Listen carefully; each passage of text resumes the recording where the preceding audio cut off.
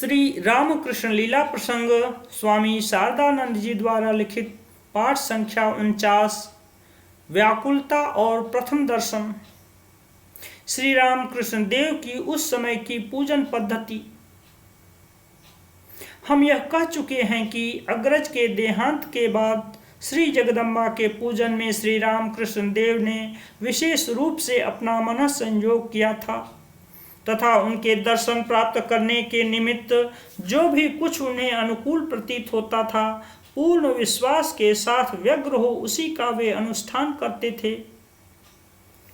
उनके श्रीमुख से हमने सुना है कि उस समय विधिवत पूजन करने के उपरांत प्रतिदिन श्री राम प्रसाद आदि सिद्ध भक्तों के पदों को गाकर देवी को सुनाना उनकी दृष्टि में पूजन का एक अंग बन चुका था।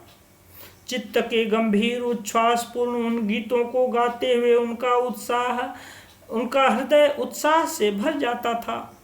वे सोचते थे कि राम प्रसाद आदि भक्तों को माँ का दर्शन प्राप्त हुआ था, तब तो जगत जननी का दर्शन अवश्य मिलता है, तो फिर मुझे उनका दर्शन क्यों नहीं मिलेगा। व्याकुल हृदय से वे कहने लगते, माँ तूने राम प्रसाद को दर्शन दिया है तो मुझे क्यों न दर्शन दोगी। मैं धन जन भोग सुख कुछ भी नहीं चाहता हूँ, मुझे दर्शन दे। इस प्रकार प्रार्थना करते हुए नेत्र जल से उनका वक्षस्थल प्लावित हो जाता था तथा उनके हृदय का बोझ कुछ हल्का होने पर विश्वास की मुग्ध प्रेरणा से कुछ स्वस्थ हो पुनः गीत गाकर देवी को प्रसन्न करने के लिए वे सचेष्ट हो जाते थे। इस प्रकार पूजन ध्यान तथा भजन में दिन बीतने लगे तथा श्री राम कृष्ण देव के मन की अनुरक्ति एवं व्याकुलता दिनों दिन बढ़ने लगी। तब से देवी की सेवा पूजा में भी उनको पहले की अपेक्षा अधिक समय लगने लगा। पूजन करने के निमित्त बैठकर विधि के अनुसार अपने मस्तक पर एक फूल रखकर ही कभी कभी वे 2 घंटे तक स्थाणु की तरह निश्चल रूप से ध्यान मग्न रहने लगे। अन्नादि का भोग लगाकर माँ भोजन कर रही हैं, इसी चिंतन में उनका पर्याप्त समय व्यतीत होने लगा। प्रातःकाल अपने हाथ से पुष्प चयन करने के पश्चात माला बनाकर देवी के श्रृंगार करने में उनका बहुत समय बीतने लगा, अथवा अनुराग पूर्ण हृदय से दीर्घ समय तक वे संध्या आरती ही करते रहे।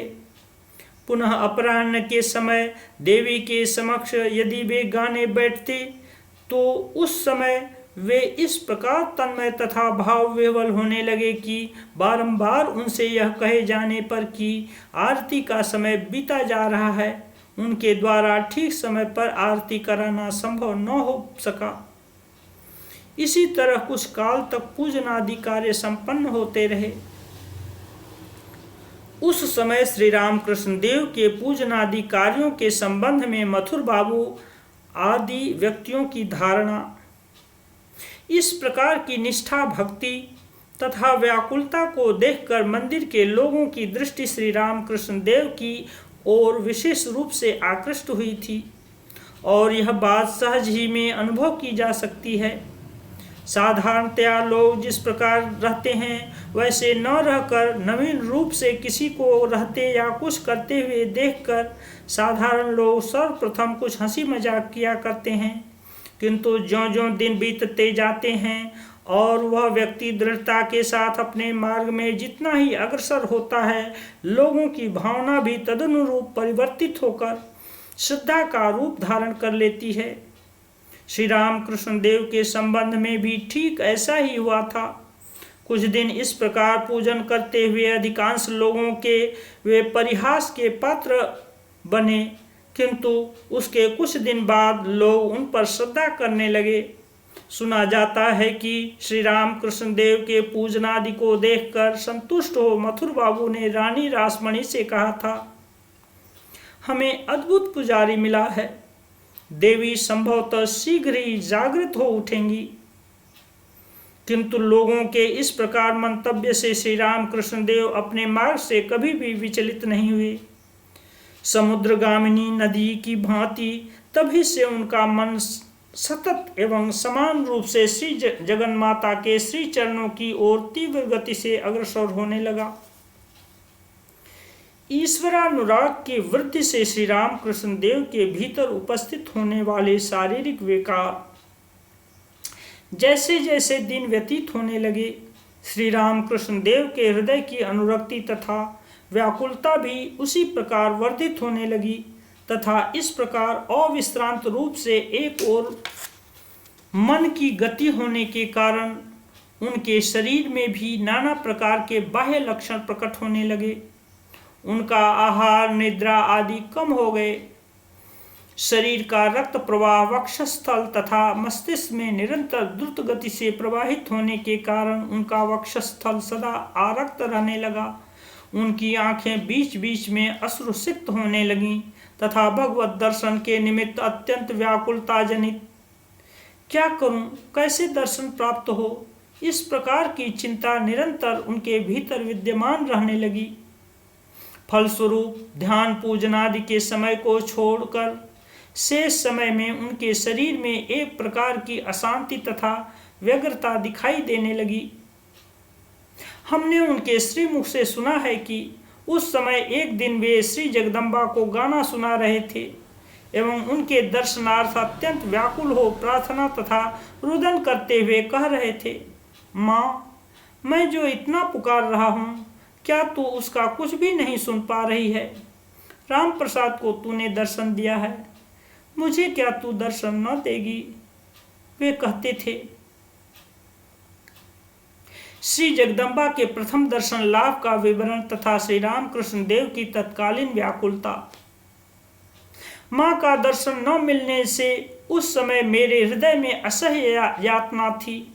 जल रहित करने के लिए लोग जिस प्रकार बलपूर्वक अंगोछे को निचोड़ते रहते हैं, मुझे भी तब ऐसा ही प्रतीत हुआ, मानो मेरे हृदय को पकड़कर कोई वैसे ही निचोड़ रहा है। माँ का दर्शन संभवतः मुझे कभी भी प्राप्त न होगा, यह सोचकर वेदना से मैं तड़पने लगा। व्याकुल होकर मैं यही सोचने लगा कि इस जीवन में क्या लाभ है। उस समय मेरी दृष्टि माँ के मंदिर में रखी हुई तलवार पर सहसा जा पड़ी। तत्काल ही जीवन को समाप्त करने की भावना से उन्मत्त की तरह दौड़ता हुआ वहां जाकर मैं उसे पकड़ ही रहा था कि उसी समय सहसा माँ का मुझे अद्भुत दर्शन मिला तथा बेसुध होकर मैं गिर पड़ा।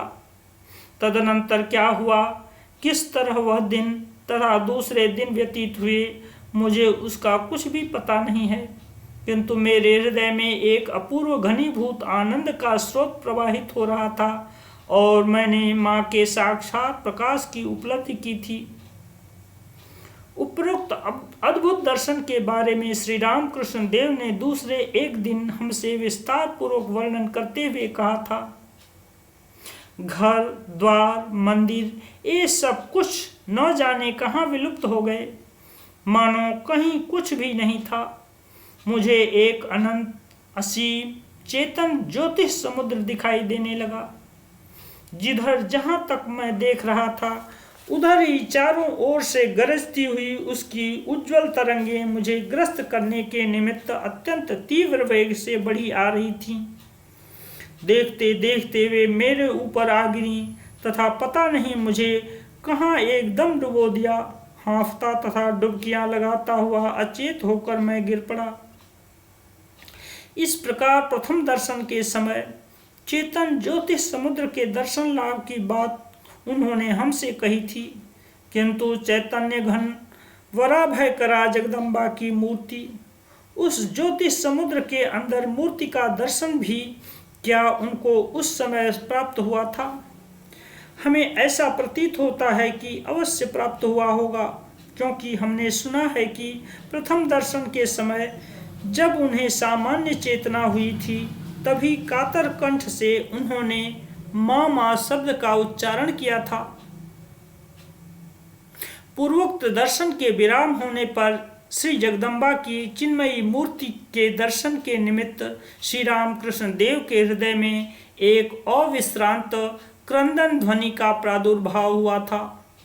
बाह्यतः सब समय प्रकट न होने पर भी वह ध्वनि सर्वदा उनके भीतर विद्यमान रहती थी तथा कभी कभी वह इस प्रकार तीव्र हो उठती थी कि उनको दबाने में असमर्थ हो धरती पर गिरकर छटपटाते हुए, माँ मुझ पर कृपा करो, मुझे दर्शन दो, यह कहकर इस प्रकार वे रोने लगते थे कि वहाँ चारों ओर लोग एकत्रित हो जाते थे।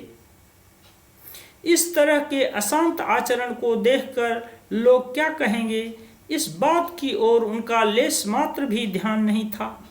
वे कहते थे, चारों ओर लोगों के खड़े रहने पर भी छाया या चित्रांकित मूर्ति की भांति वे मुझे अवास्तव जैसे प्रतीत होते थे।